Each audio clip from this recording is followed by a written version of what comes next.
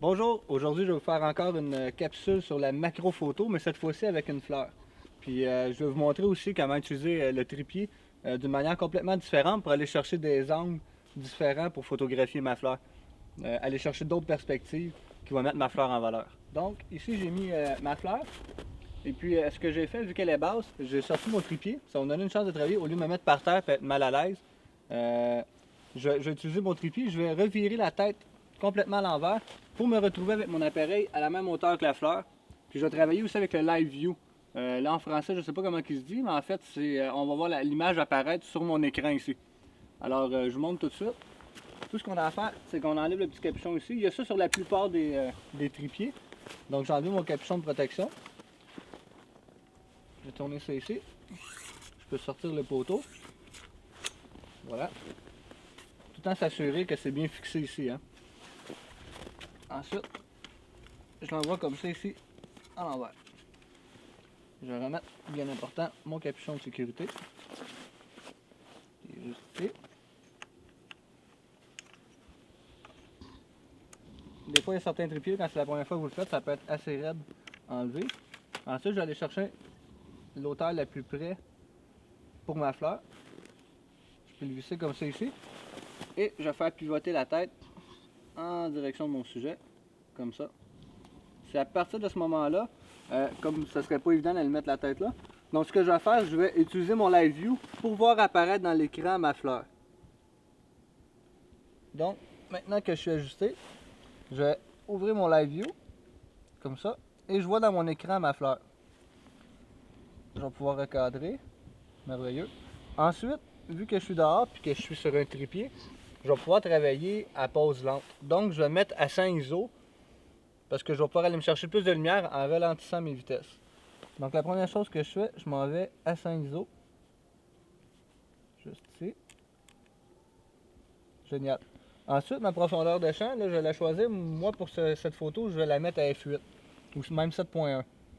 Je vais le mettre à 7.1, comme ça. Et puis, avec mon pose-mètre, là, ce que j'ai fait, j'ai mis sur mesure spot. C'est que je demande à mon pose-mètre d'évaluer seulement la lumière qui rentre ici sur ma fleur, sans tenir compte du reste. Je me suis emmené aussi une bouteille d'eau. Comme ça, je vais asperger ma fleur. Là, il fait froid. Ce qui est le fun, c'est que ça cristallise tout de suite. Voilà, ça fait vraiment beau. Vous allez voir la photo apparaître. Donc, pour revenir à mes vitesses, avec mon pose-mètre, je vais compenser étant donné que j'ai mis mes ISO à 100. J'ai moins de lumière. J'ai fermé mon diaphragme à 7.1.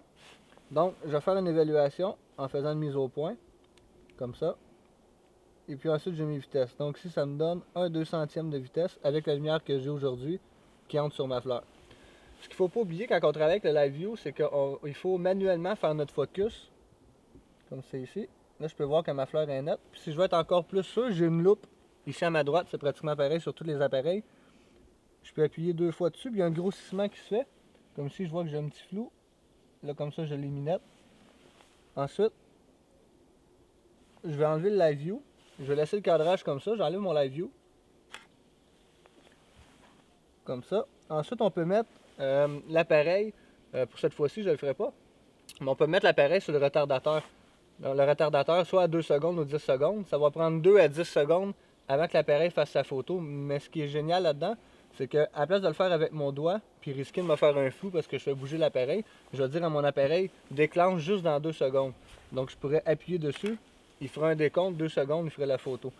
Pour cette fois-ci, je vais le faire à main levée, mais je ne vais vraiment pas peser fort, comme ça ici. Et la photo que vous voyez apparaître, c'est mon résultat final. J'y ai fait aucune retouche. J'ai juste recadré, par exemple, à l'ordinateur, un cadrage un petit peu plus serré. Puis ça donne ça comme ça. L'idée de cette capsule-là, c'est de montrer d'autres perspectives avec la fleur, au lieu d'écraser le sujet, mais mettre à la même hauteur. Là, c'est sûr, on aurait pu travailler sur quelque chose de plus haut, mais ça répète une fleur qui est poussée dans la nature. C'est clair que c'est pas dans la neige, mais si vous travaillez cet été dehors, vous allez pouvoir, en utilisant ce truc-là, aller photographier des choses plus basses sans avoir à vous salir, à vous mettre par terre ou être inconfortable, puis en restant stable. Donc, c'était les trucs aujourd'hui avec ma capsule. J'espère que ça vous a plu, puis pratiquez-le. Merci.